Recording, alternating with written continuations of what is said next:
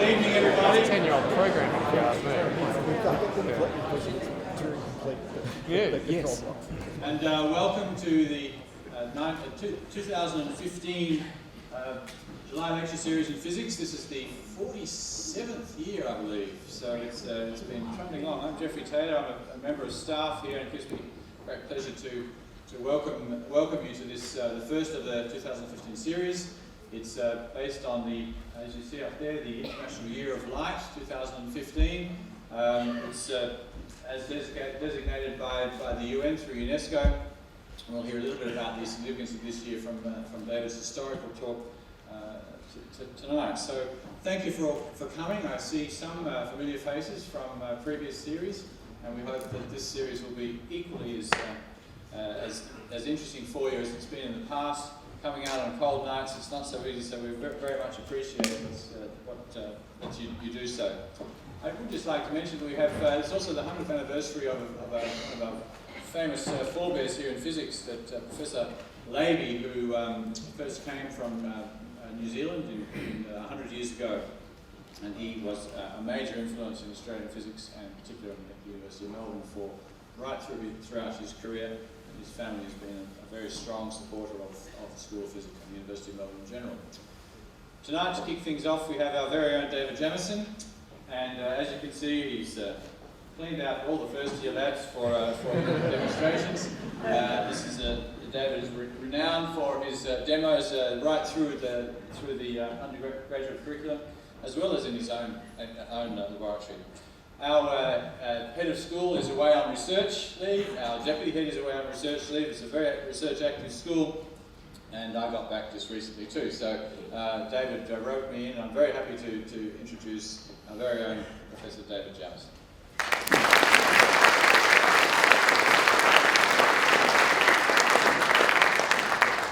Well, Jeff, thanks very much for that introduction. Tonight I want to talk to you about understanding light and the gradual development of the idea of what light was all about by humanity over the past 1,000 years. I'm not going to cover every minute detail because we don't have enough time. I'm just going to give you some of the edited highlights, but it really does start with the Arab scholars of the 11th century, and just right at the very end I'll mention how Maxwell and then Einstein changed the directions most dramatically. I'd like to dedicate tonight's lecture to the memory of my cousin, Rick John. Rick passed away from brain cancer just a few weeks ago. It's tragic that the things that we understand about the natural world, but we still have no idea how to deal with this most terrible and fatal cancer. So Rick was a scholar, a doctor, an enthusiast for science in all its flavours, and he's greatly missed by his family and those who knew him. Rick and his wife and my wife enjoyed a very pleasant ramble through Islamic Spain a few years ago. That's at the basis of tonight's lecture. So, light. Where can I begin? Let's begin with the first mention of light in the Bible. The light brings to us information about the world. Folks, those of you who have just come in, there's still plenty of room down the front here. In fact, I need people sitting down the front for some important audience participation later on. Dignified audience participation. So please come on down if you'd like to sit down the front. Of all the senses, light is special. Light creates emotions that and brings information that few others. Imagine if in the opening words of Genesis it had read something like this: "And God said, let there be smells." And there were smells. And God saw God smelt the smells, and it was good. And God divided the smell from the non-smell. What about maybe, and God said, let there be sound. And there was sound. That's more like it. and God heard the sound. God heard the music, and it was good, and God divided the music from the noise. Okay, that's getting there, but nothing resonates like the actual words, which I'm sure you all know so well. And God said, "Let there be light," and there was light, and God saw the light, and it was good, and eventually physicists would get around to understanding it, or words to that effect. So let's go on that journey of understanding. So what it is we are celebrating in this International Year of Light 2015, so declared, as Jeff mentioned, by the United Nations under the auspices of UNESCO, is the applications of light and light-based technologies. And the reason why we're celebrating it in 2015, and I notice even the White House is getting in on the act with this, I hope that's what they're celebrating, I'm not sure, with the rainbow projected on the front. But what's really the significance of 2015 is because 1,000 years ago, this Arab scholar wrote the definitive text on light, and that had enormous influence for centuries, and indeed, as we'll see, has led to some of the most fundamental questions in physics that it's possible to ask. So this is the man, and I apologise for this artist's impression. It's got a hint of Disneyland about it. But the man is Ibn al-Haytham, or otherwise known as al-Hazen, born in Basra somewhere around 965, and then died in Cairo in 1040 after a very eventful life full of physics. Let me make that a little more dignified. That's better. So during his life, he wrote this very influential book on optics, which with an influence that lasted for 500 years until in other physicists, he was sometimes called just the physicist. I don't know what physicist is in Arabic, but it'll be al-physicist or something, because of his, the depth of his thinking and the influence that his work had in the future ages. 500 years is not bad for a work of physics to stand uncontested until replaced with new ideas.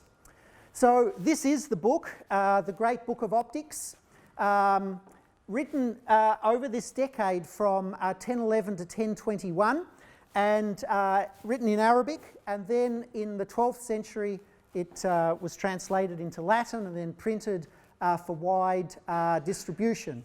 In English, the title of the Latin edition is The Optics Treasure, the Arab al-Hazen's 7 books published for the first time. And there was another book in there, the Book of the Twilight of the Clouds and Ascensions. I'm not exactly sure what that was all about. And then the second half of the book was a commentary rewritten by a German-Polish physicist that copied much of what al-Hazen had written some 500 years earlier. There were 7 books dealing with different ideas about light and vision, and he also commented on some of the earlier work done by the Greeks several a century or more earlier, and corrected some of their misconceptions and errors. He was also very interested in the dynamics of the solar system, but without Galileo he was stuck with the geocentric model, though he did have a good go at trying to make that work. This was the world that he inhabited during his long life, 74 years. It was the Arab world which had made substantial inroads into Europe, and it was an extraordinarily productive environment. It seemed that in many parts of this huge empire, particularly Cordoba, there was a lot of cohesion between the different cultures that was extremely productive. A lesson for the modern world, I think. There's some literature that suggests that he travelled beyond the immediate vicinity of Iraq and what is now Egypt, and even went as far as Spain. And I've done a lot of delving into this assertion. It appears in this book, but I found that there's actually not much support from other scholars that he travelled as far afield as Spain, but certainly his ideas travelled all over both the Arab and the Latin world over the few hundred years after he wrote the book. So if he had have gone to Spain, he almost certainly would have gone to Cordoba, and my travelling party that I mentioned before really enjoyed visiting this part of the world. There is this colossal mosque in the centre of Cordoba, which is just truly breathtaking in its scale and majesty.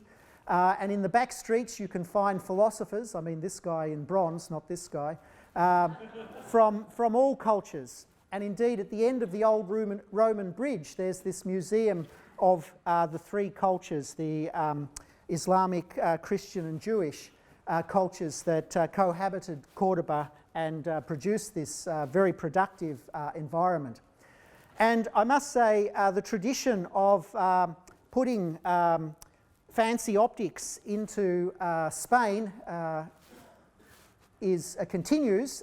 This is a set of very elaborate magnetic lenses that were designed and built here in Melbourne and then shipped and installed in the Department of Material Science in the Autonomous University of Madrid, where a bit of advanced optics, admittedly for ions instead of light, is still being employed today. And I think one of the members of that group is the leader of this nuclear microprobe system with the Melbourne magnetic lenses on it is here in the audience somewhere tonight. So getting back to optics. So this book, the Book of Optics, was enormously influential. And if you look at some of the great names in science, in physics, Leonardo da Vinci, Galileo, Huygens, Descartes, Kepler, all made reference to the discoveries in this book. And the way it came to be in the hands of these people in Renaissance Florence and beyond is via Islamic Spain in the 12th century. And in the Museum of the Three Cultures I mentioned before, there's this magnificent painting which I find deeply moving and evocative. What this shows is the caliph in Cordoba handing over Arabic manuscripts to an Irish monk who's come to learn about Islamic science and culture and translate it into Latin to disseminate into the West. It's a remarkable meeting of the two worlds, the magnificence of the caliph and the somewhat austere, possibly Irish monk, ready to receive the manuscripts and translate them. For the people who have just come in, there's still plenty of seats down the front two rows if you want to sit down, and I need people in those seats for some audience participation, so come on down. Particularly the young people I welcome down. Not that there's any disrespect for the people already there, but thank you, that's great. Help yourself, yeah. So this is the trajectory of the book and the ideas.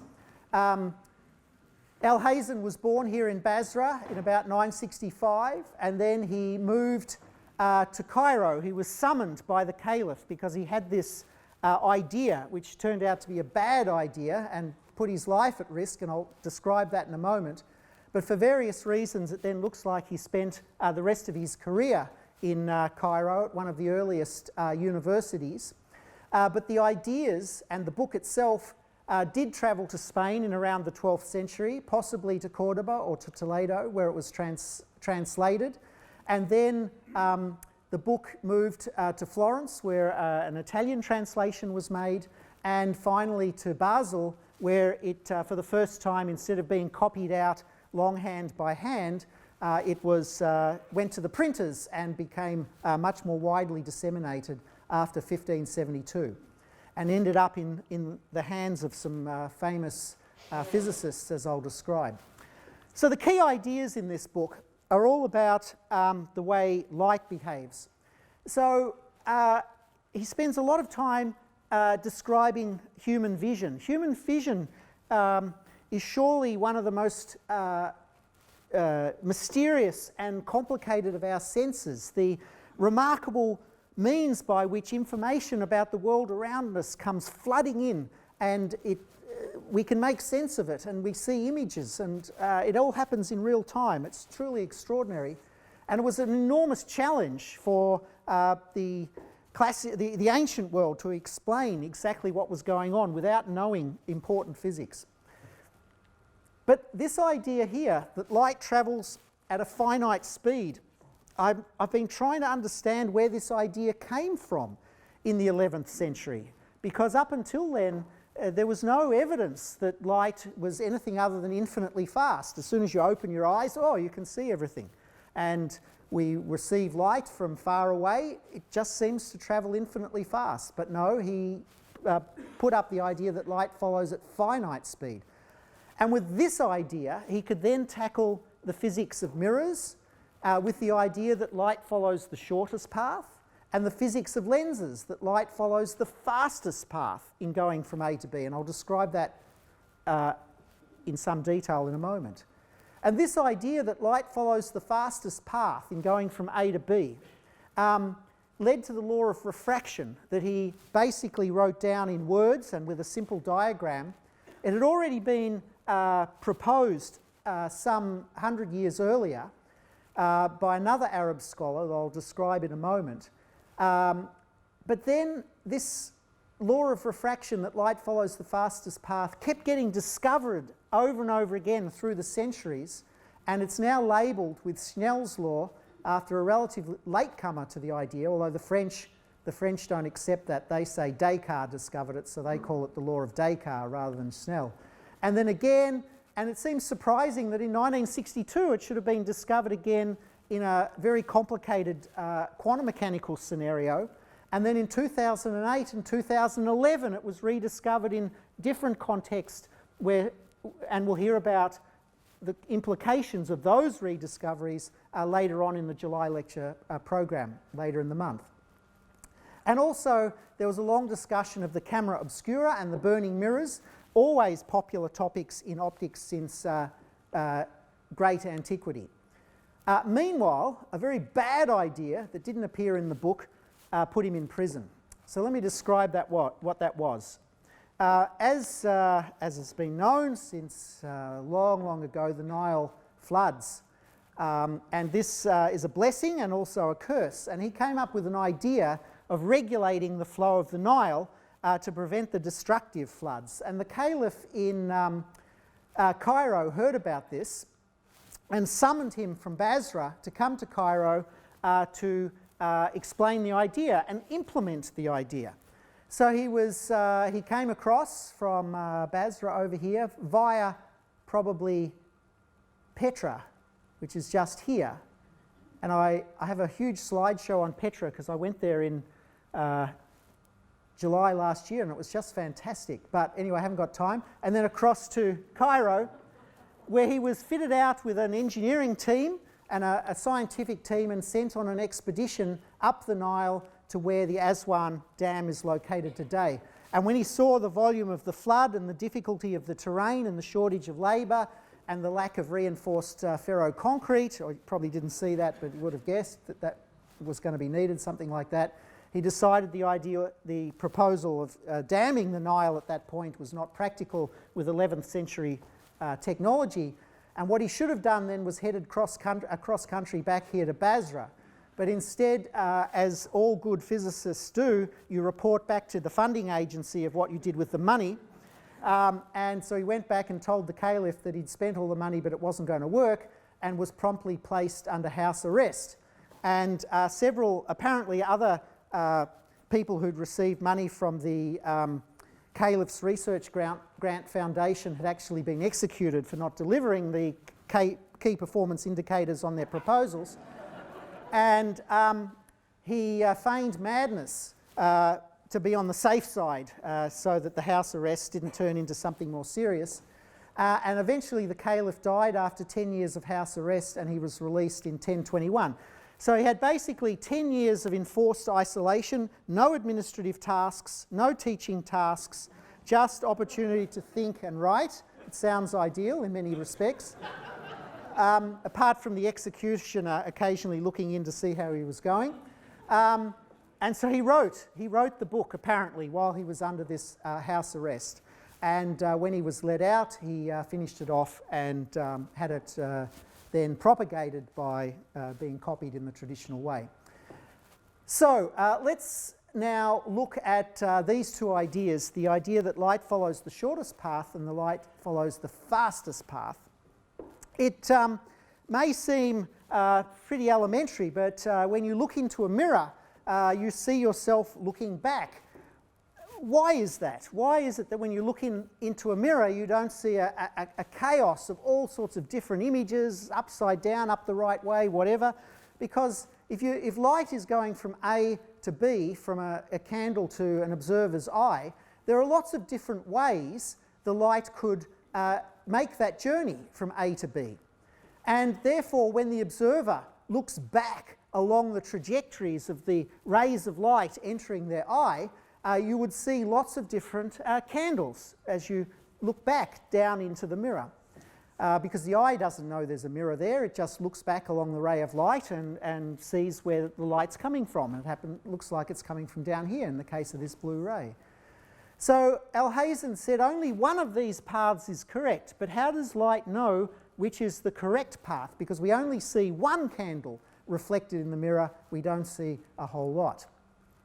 So he said, let there be a distance x from the edge of the mirror to the point, he didn't use this exact language by the way, to the point where the light ray bounces off into the observer's eye.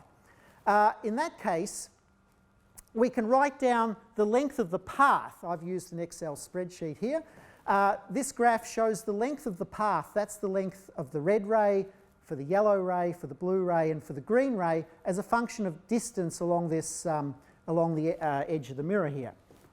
And you can see the length of the path starts off long, shrinks to where the blue ray is, and then gets longer again. So Hazen said light follows the shortest path when it's reflected in a mirror, and only the blue ray is the correct one. And furthermore, for the blue ray, the angle at which it comes in and hits the mirror and the angle with which it leaves and goes to the observer's eye is the same. Those two angles are the same. The difference between them on this graph goes through 0. So the blue ray, the angle it comes in and the angle it goes out are the same. The difference is 0.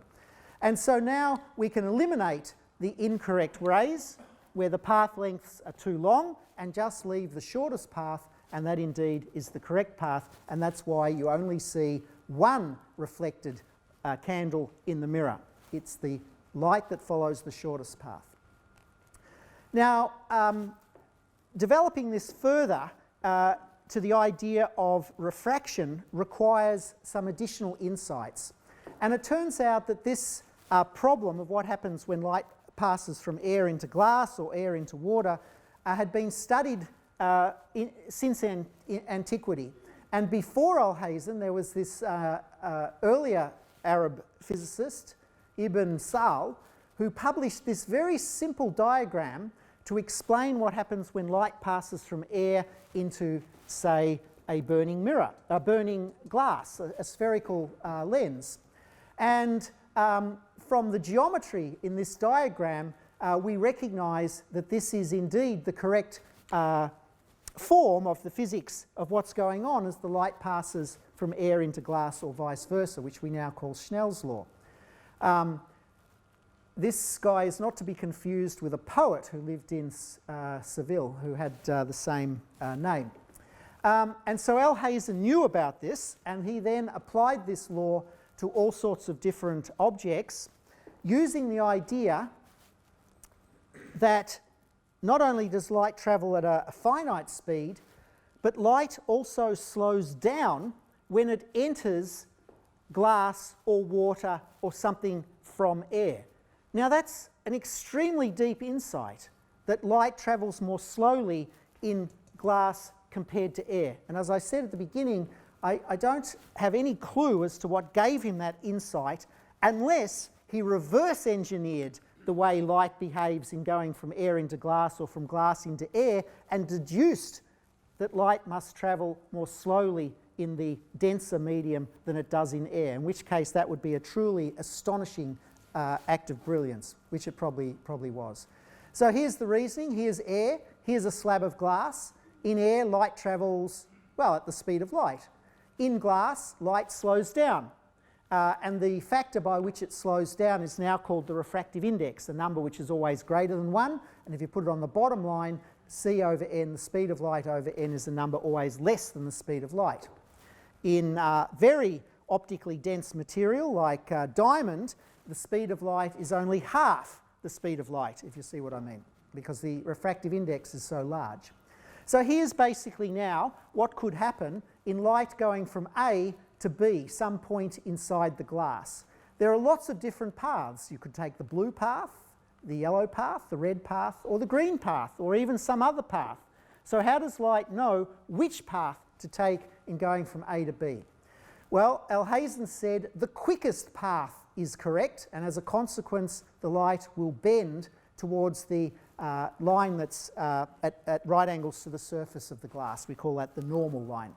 And so, again, if I plot up as a function of the distance from some impact point, a graph showing the time that it takes the light to go from A to B. Remember, it travels quickly in air but more slowly in glass. We find the blue ray takes a long time because it spends so much time travelling slowly in the glass.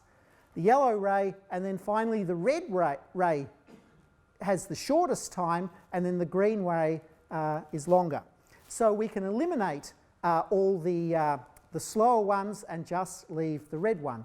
And it's a remarkable fact that if you look at the modern equation, the difference between the refractive index of the first material times the sine of the angle of incidence minus the same thing for the glass, that quantity goes to 0 for the quickest ray.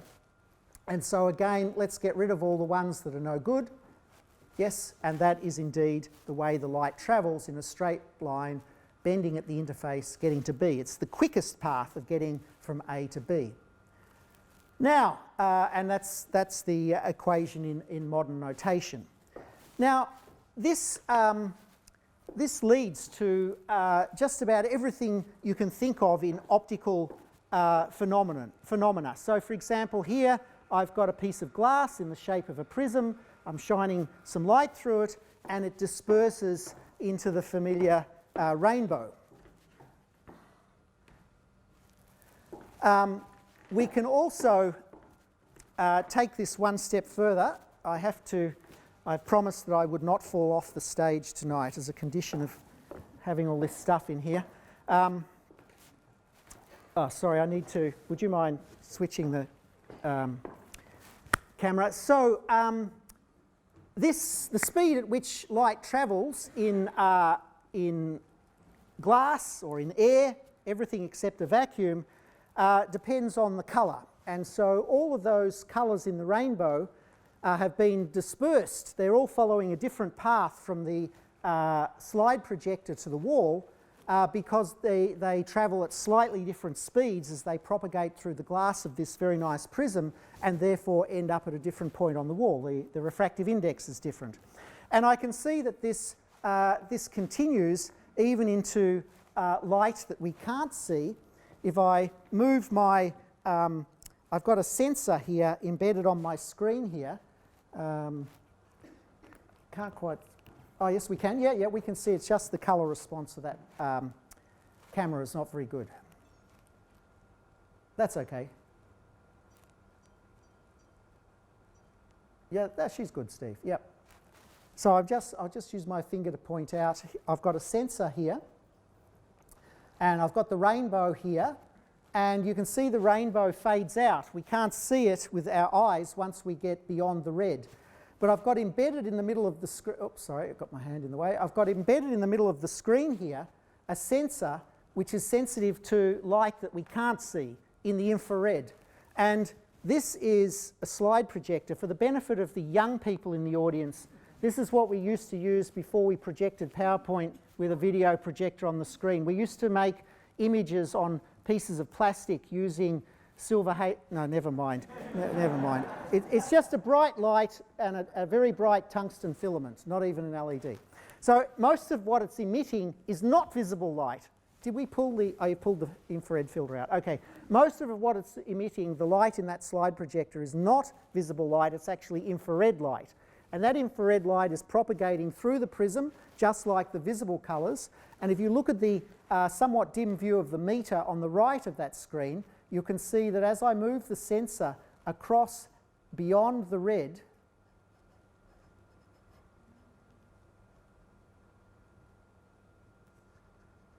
we see we're way beyond the red now, and we're out in the infrared region of the spectrum, and the sensor is still measuring signal out there. So if I move it back again, maybe I can point, can you see? No, okay, so I'll move it back again, and I move back through the red, the yellow, the green, and the blue. So you can see there's a broad spectrum of other colours out there that our eyes are not sensitive to, and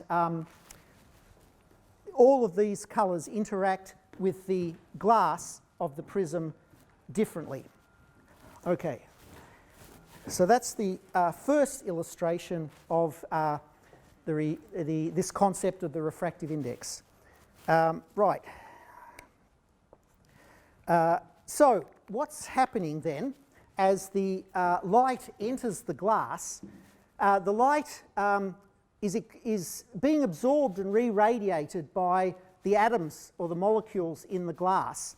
And this is my very simple model of a solid made of atoms soldered together with these floppy springs. So these floppy springs represent the electron bonds that are holding the atoms together in the glass. So when the light goes in, it sets the electrons in these springs vibrating vigorously, and then they re-radiate light again, and so you get this complicated cascade of excitation of photons, of electrons cascading through the glass. In short, it's a very strong interaction. And that's what gives rise to the refractive index.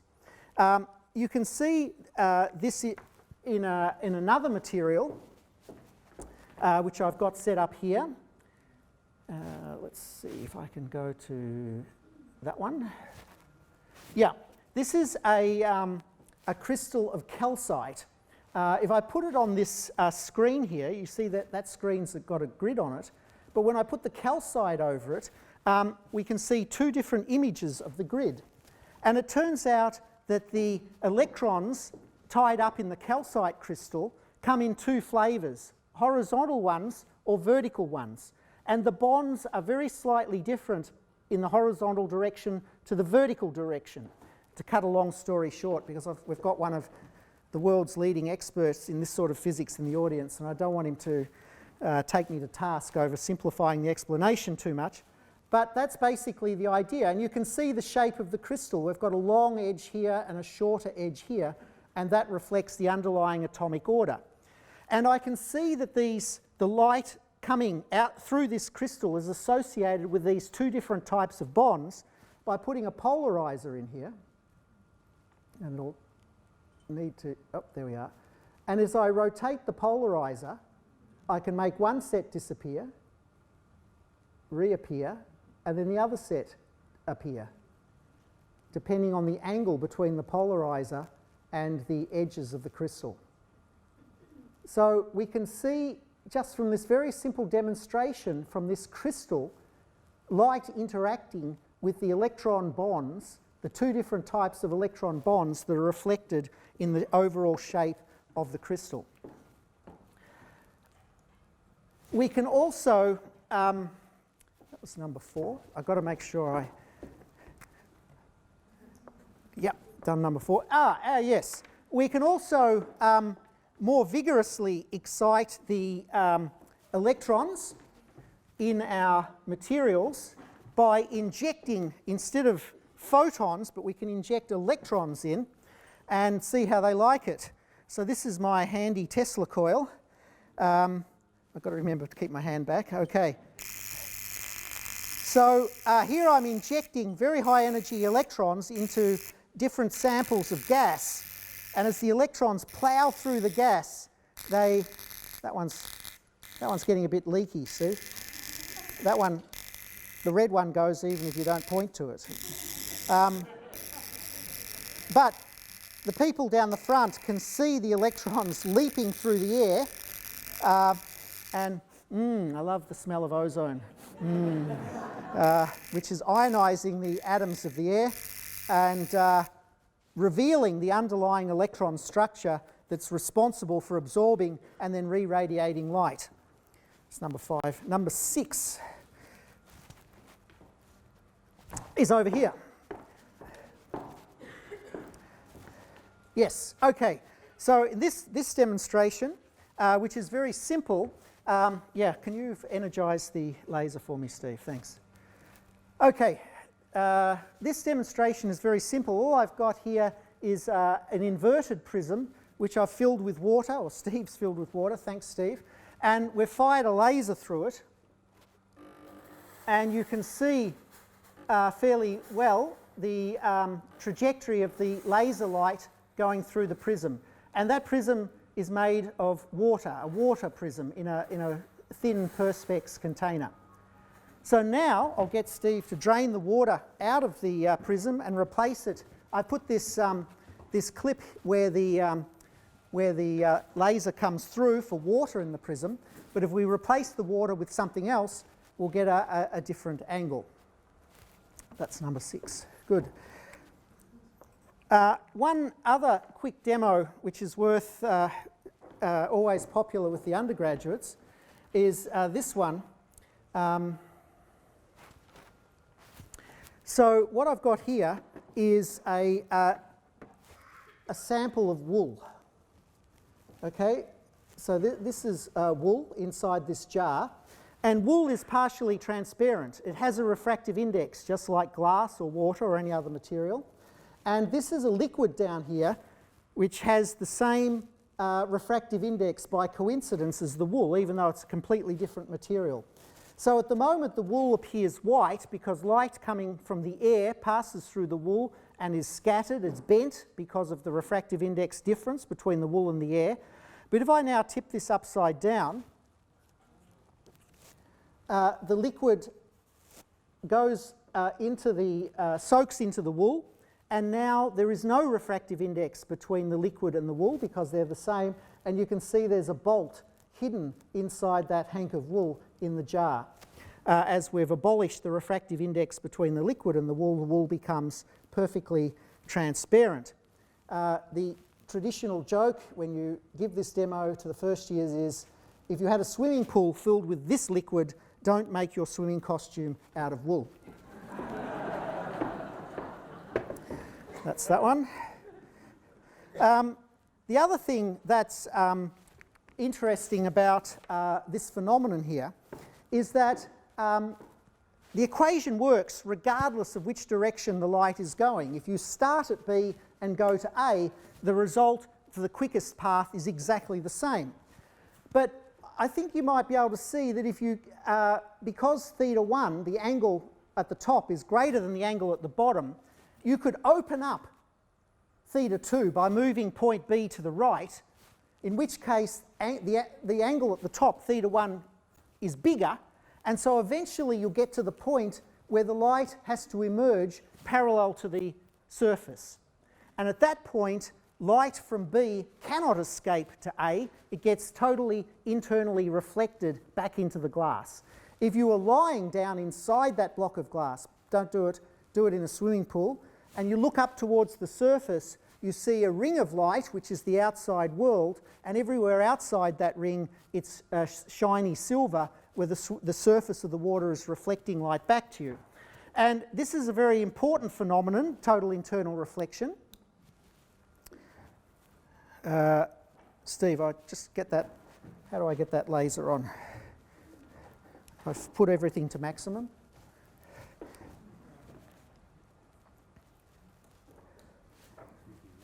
And this is the basis by which signals are transmitted through optical fibres. And while Steve's firing that up, I should just point out these glowing stars here.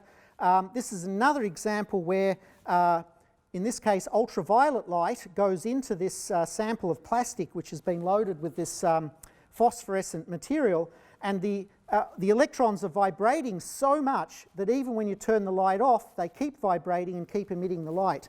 So even if I take these things away from the ultraviolet light, they continue to glow and emit the light from the electrons that have been excited by the ultraviolet light. They don't immediately drop down and go dark like they do in glass. And there's some various minerals here that exhibit the same behaviour. You're welcome to come down and have a look at those afterwards. Are we good to go with this one? Okay, so now in this case we've got a laser shining through this big bottle of water, and I've got a stopper here which I can remove, and the light is shining on the back of the stopper. And if I remove the stopper, the light gets captured by the flowing water and bounces around inside the flowing water and ends up down in the trough. It doesn't...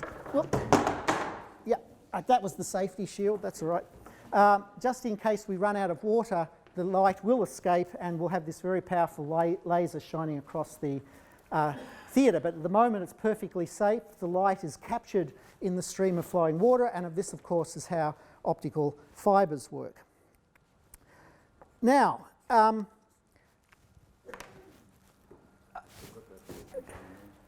you've got the terps in?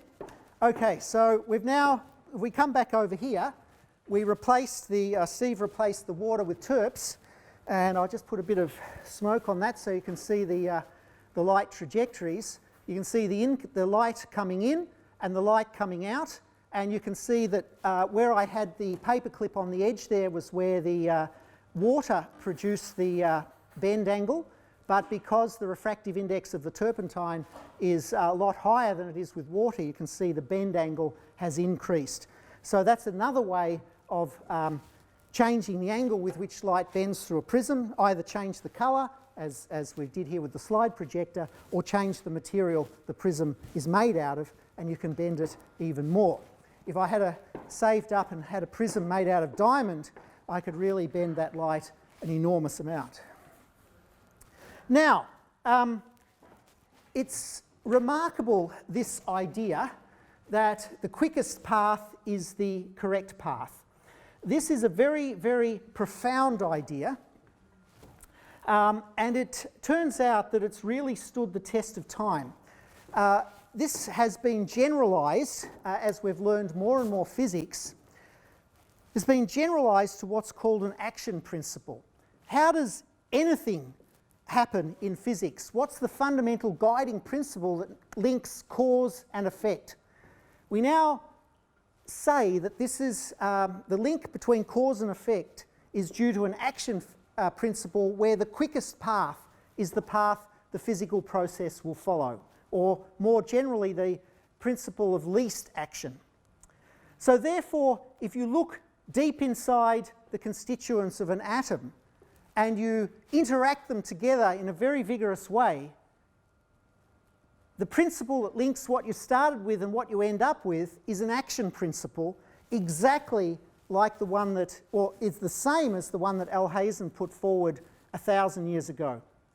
And the modern form of the action principle that we're exploring vigorously now is this. So those of you who missed the Melbourne Now exhibition, this was the modern action principle that led to the discovery of the Higgs boson, recreated in neon by Professor Jeff Taylor and his team from the Centre of Excellence for Physics at the Terra scale. Terra not in fear, but Terra as in very big. And it was a magnificent combination of the profound physics started by Hazen 1,000 years ago with all the physics in between encoded in a very artistic display. So Hazen would have been pleased. And just before the lecture, Jeff sent me this very edifying equation, which is the full deal. Everything we know about physics is in this action principle, which is called the Lagrangian for the standard model. That's very technical. Never mind all that. It's just this first term, which is Hazen. All the rest came later. But Hazen is still there as the first term in the modern action principle that led to the Higgs boson.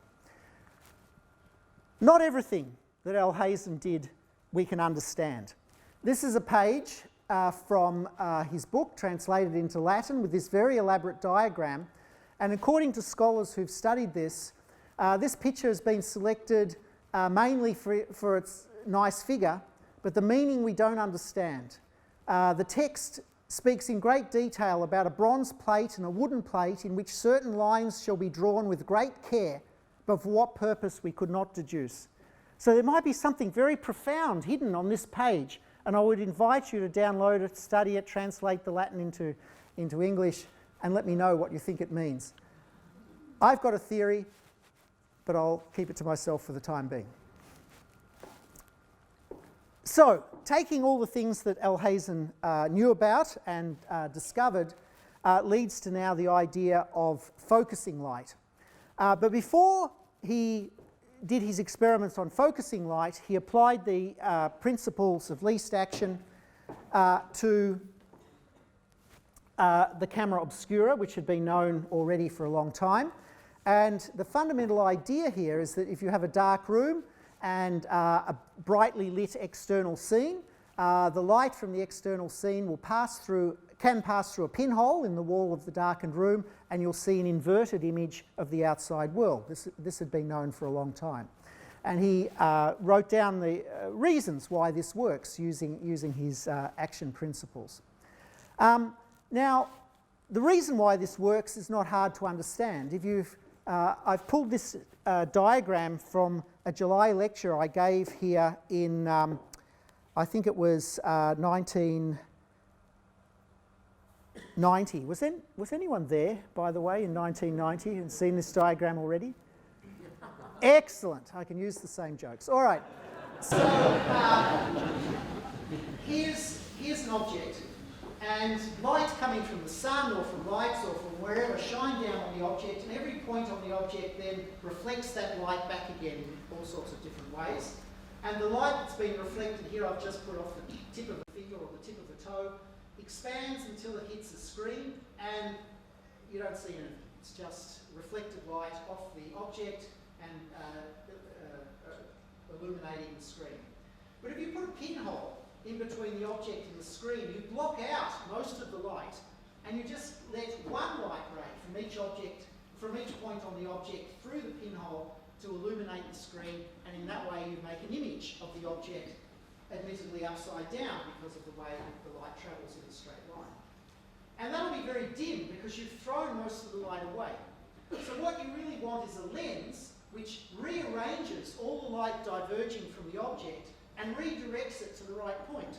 So what the lens does is take all the light from the toe here, bend it in just the right way, and reassemble it on the screen at the image of the toe, the image of the finger, likewise. So the original rays that would have passed through the pinhole are still present, but all the other rays that you threw away have now been rearranged and sent in the right direction. That's what a lens does.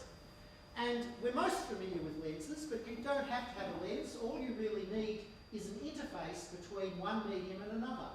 So this is what happens if you have a spherical lump of glass and you shine light on it. The lump of glass will try and focus, the spherical surface will try and focus, but it doesn't do a very good job of it because it suffers from aberration, spherical aberration in this case, where light at the edge is bent too much and doesn't come to the same point where light that hits the middle comes to a focus.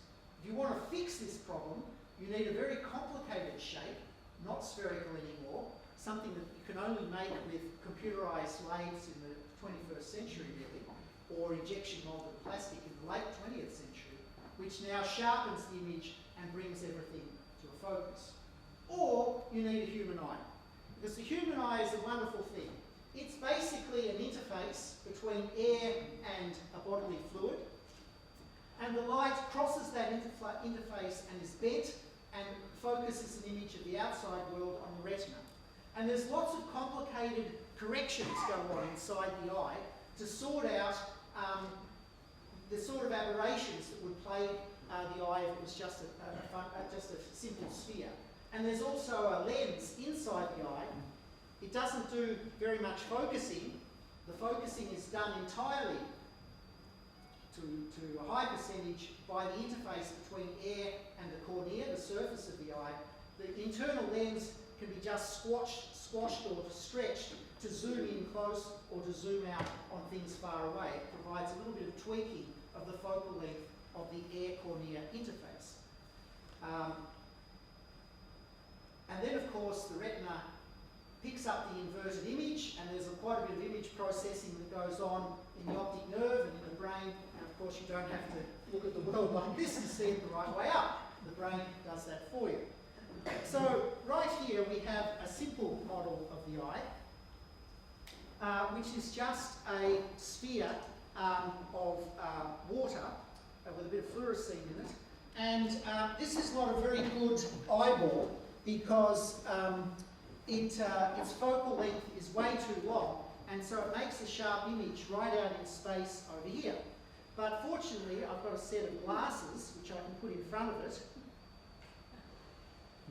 which bring the focus closer, and the retina, you have to imagine, is the back of the eye here, until finally, no, that one's no good. That one's no good. Till finally, we get an image on the back of the retina, which I can see very nicely here, and all is well.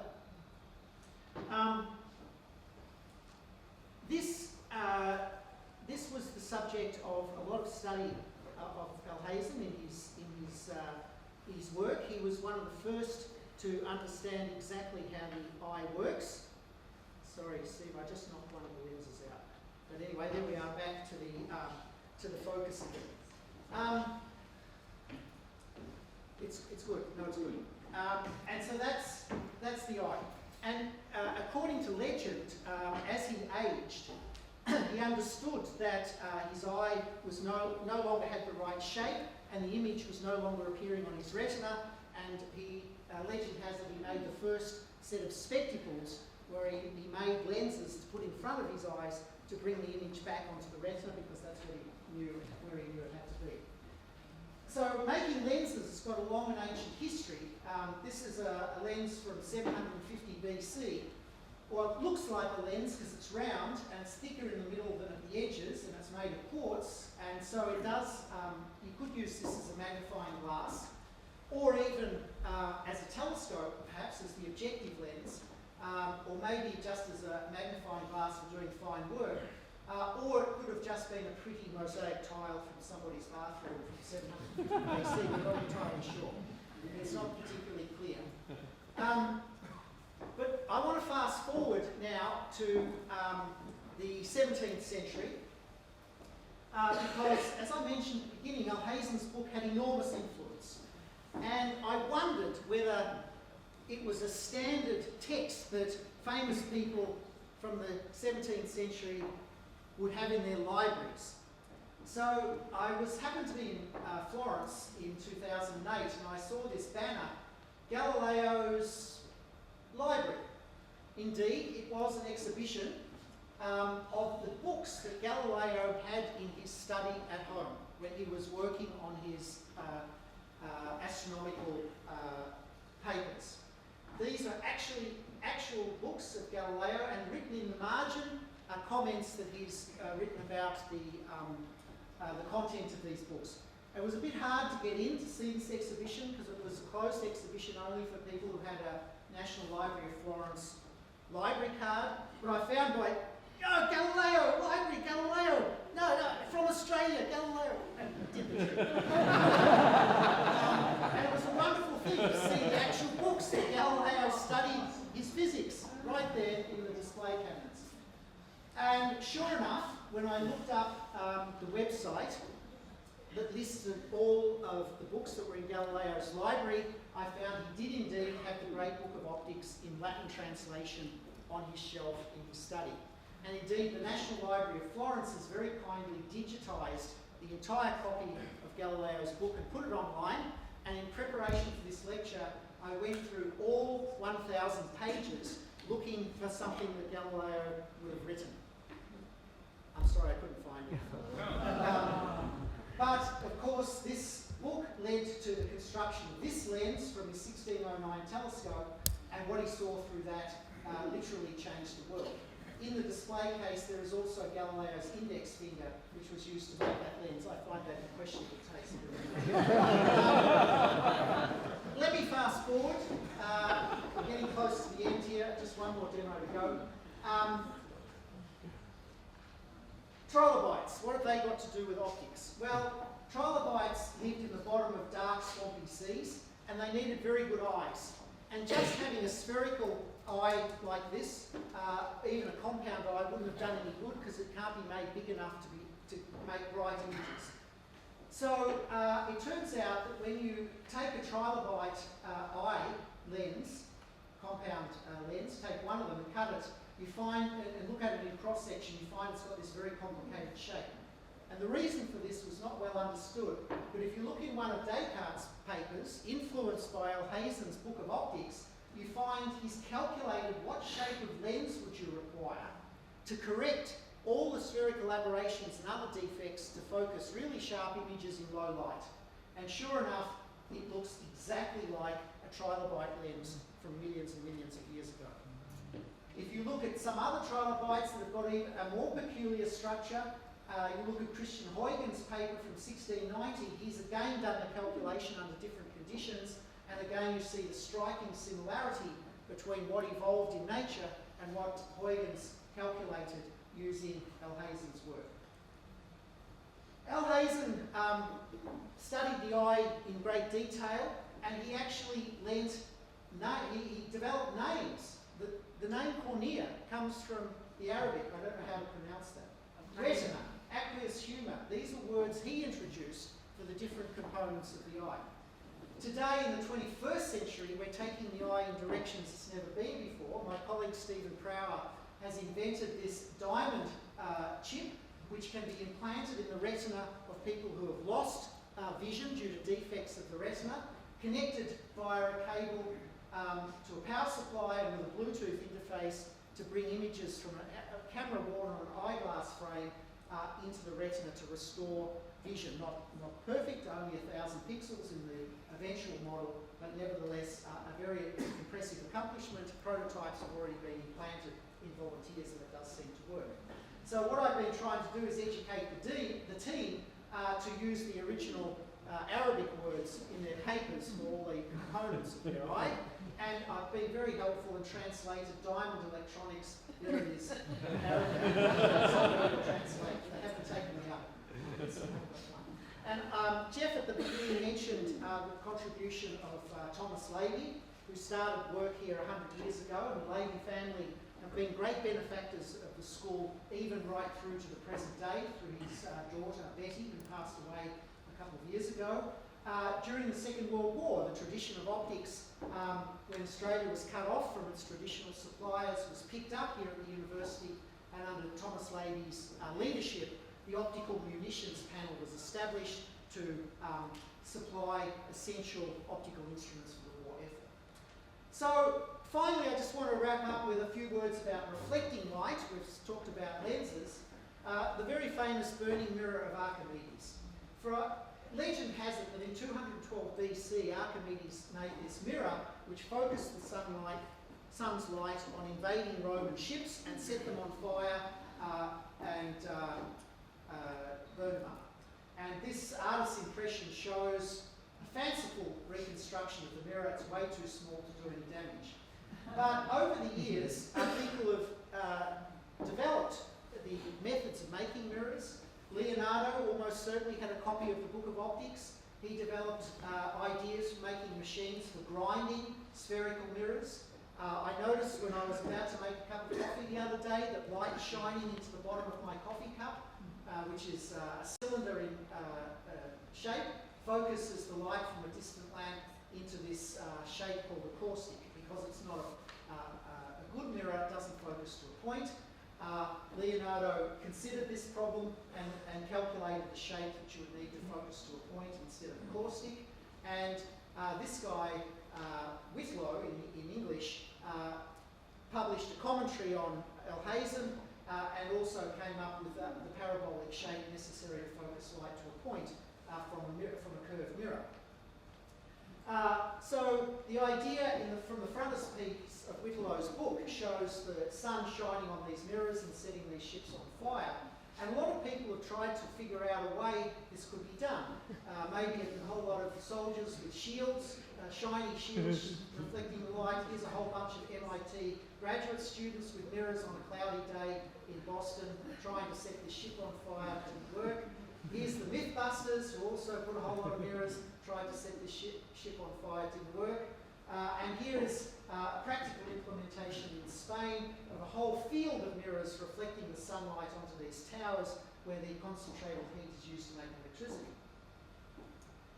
Now, ladies and gentlemen, I would like to reenact the burning mirror of Archimedes here in the lecture theatre as the final demo. If you reach the first 5 rows, if you reach under your seats, you should find a mirror. And here I have an invading Roman ship for you.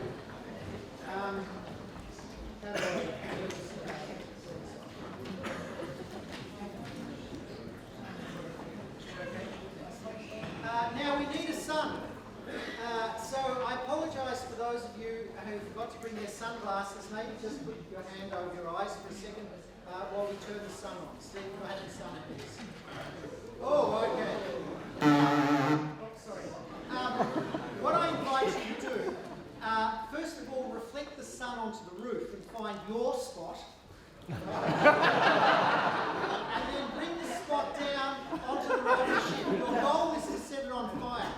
Now, to see how you're going, I've got a light-dependent resistor connected to an oscillator here, and the frequency will depend on how good you are at concentrating the sunlight on the Roman ship, okay? So, ladies and gentlemen, start your mirrors.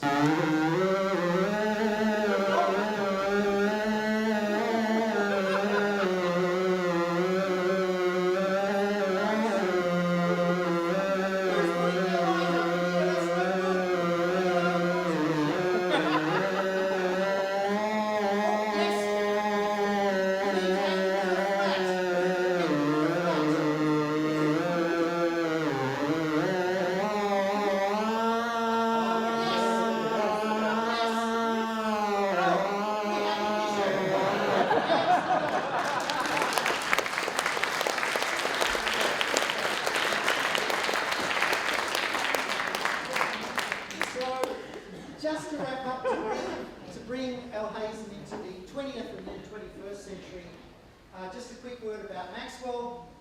Maxwell studied not light initially, but just electromagnetism, and he considered, well, just how is it that light is able to have all these influences on all the solids that it interacts with? He knew about Michael Faraday's work.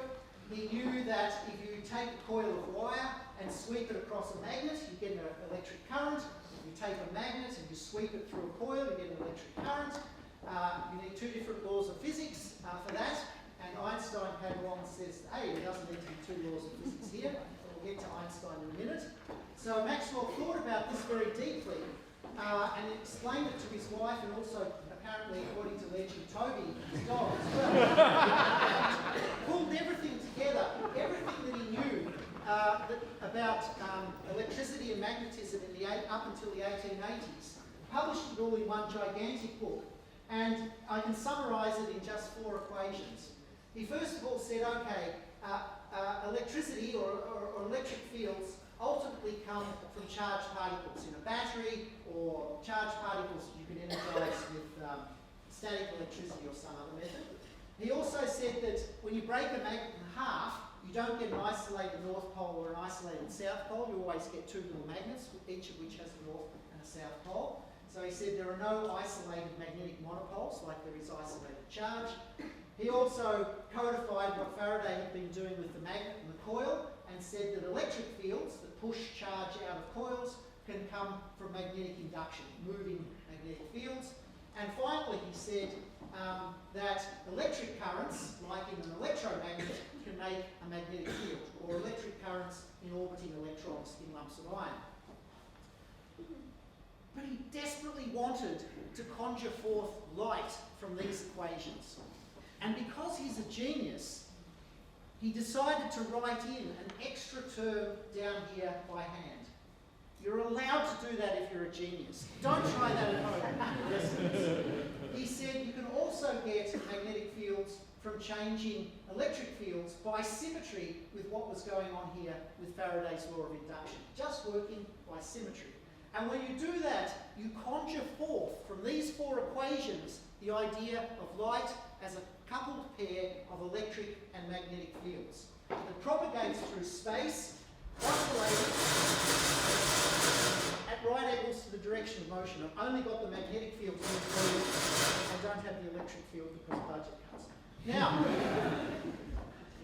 what this basically means is that if you take a pair of charged particles and separate them, this creates an electric field which sweeps out through space, and Maxwell calculated that it would be associated as it swept through space with a magnetic field, and this pair of fields, the magnetic field and the electric field, would propagate off through space by themselves to infinity because they self-sustain each other according to the Maxwell equations. And this is a very nice video of what happens if you oscillate a pair of electric and magnetic charges, showing the fields propagating out into space. This is just the electric component, but you've got to consider there's a magnetic component that comes along with this, and even when you turn off the oscillation here, those fields continue travelling indefinitely to the edge of the universe at the speed of light from his equations. And this is what happens in a radio antenna. This is a very elegant computer model showing the fields are propagating from the antenna that you might find in a radio transmitter or in your pocket from your mobile phone. So this was very exciting.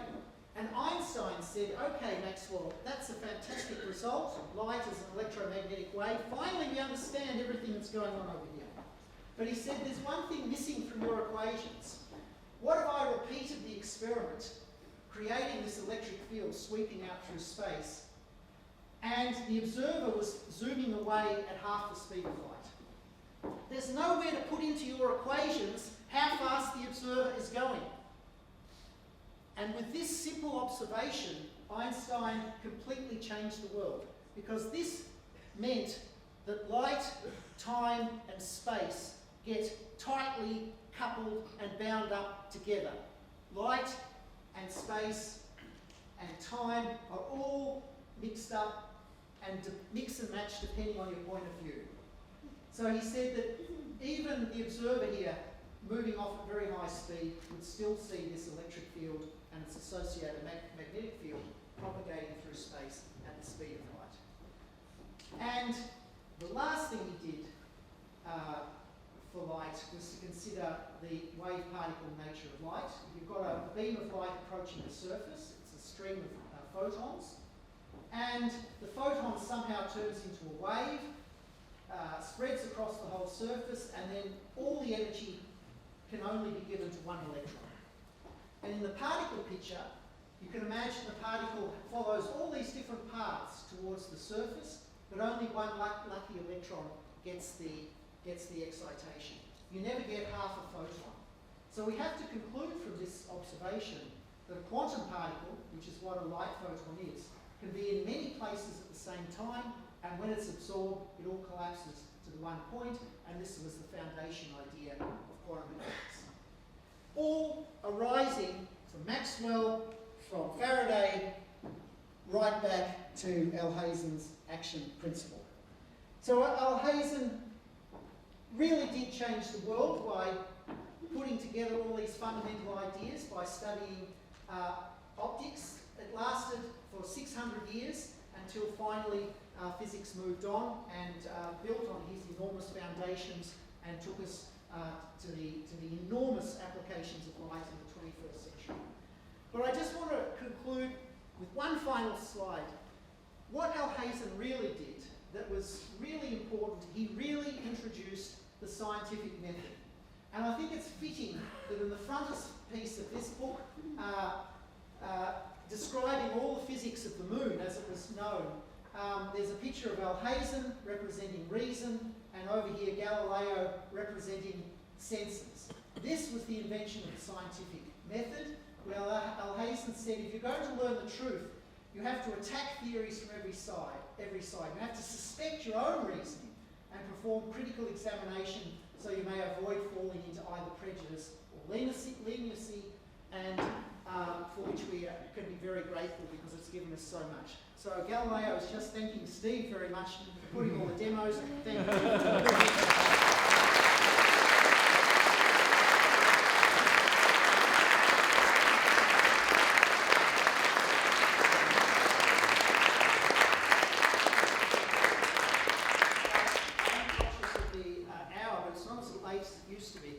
Time in 48 years we've had the lecture starting at 6:30 instead of 8 o'clock, so I'm very grateful that everyone picked up the new time, but I am happy to answer any questions you may have. Yes, sir, in the middle. How does light know what the shortest, quickest path is? Well, this is a very profound question. It knows the quickest path because it's the path of the least action. This is one of the profound mysteries of our universe. Yes? Does the speed of light vary going through air on account of the diameter variation? Yes, the speed of light is slightly different for different colours in air because of the way the electrons in the air molecules respond to the different frequencies in the beam of light, the different colours. And so yes, you could make a prism out of air, put it in a vacuum, and you could disperse light into its component colours. It wouldn't be very good because the refractive index variations as a function of colour in air are very slight, whereas in this specially chosen glass for my prism here, the refractive index varies a lot as a function of the colours. But yeah, you can make a prism out of air in the same way. Much better to use diamond. Hard to get one big enough. Yes, sir, I'll be back. Sorry, I just wondered where you said that frontispiece was published. Was that in the book of Galileo? No, sorry, where did this book come from? This was a book that was published, I'm not exactly sure when, sometime in the 18th century, that just was a compilation of a whole lot of observations of the moon and the physics of the moon. And I don't know why they chose to put Hazen on the frontispiece, but I think it was kind of fitting that they did, because the observations of the moon all depended on lenses from telescopes, and that all goes back ultimately to the Book of Optics. Was it a particular author or just someone summarising like an encyclopedia? Yes, it is Johannes Helevius, something. I don't know, Swiss guy by the sound of it. Johann from Switzerland. Yes. On an atomic scale, the smoothest mirror is like the Himalayas. Yes. So wouldn't it be that a photon coming in is going to ricochet off the local angle rather than the general angle of the entire mirror? Yes, okay, so light always penetrates into a surface, and so it's not just the atomic level texture on the front that does the reflecting, but it's the first few layers, and so the atomic level variations average out. So the reflection of a mirror is not perfect because the mirror doesn't reflect every colour equally. Better than refraction though, but it's not perfect. Some mirrors, you have to have a special mirror if you want to reflect infrared light or ultraviolet light, so that you get the right properties. So the mirror has to be good, but the mirrors that are under your seat are by no means atomically flat. And we want them back afterwards, please. Yes, sir. Thank you, Professor. Not you go by speed in light, because light go 1 second, 300,000 kilometers. Suppose one day we find something go more than a speed in light. What happens by relative Albert Einstein if something go by speed in light? Because he does nothing go by speed in light. What about cation go by speed in light? If sometime one day some scientists discover something go more than the speed in light, what happens future? Okay. So it's a very good question. It's a question I get asked a lot, and so I spend a lot of time explaining the answer to this. First of all, if you discover something that goes faster than the speed of light, like some of our Italian colleagues did a couple of years ago, almost certainly you've made a mistake. You'll have to retract it, and they resigned. So be careful if you find something going faster than the speed of light. And the reason why no one's ever going to find anything travelling faster than the speed of light is because, as I mentioned, Einstein showed that light, space, and time are all tied up in a very tight package. When you go really fast, distances begin to shrink. This is called the Lorentz contraction. This is necessary because of Maxwell's equations, because of Faraday's law of induction, because of all of that stuff. It's necessary for distances to get shorter when you go faster. And for time to slow down, it's necessary. That's the way the world works. So when my students asked that question, I said, okay, think this through. I gave you the equation. I haven't given it to you tonight because I was told I had too many equations, so I took it out. But as you get faster and faster, distances get shorter and shorter. And it turns out that as you approach the speed of light, all distances shrink to zero.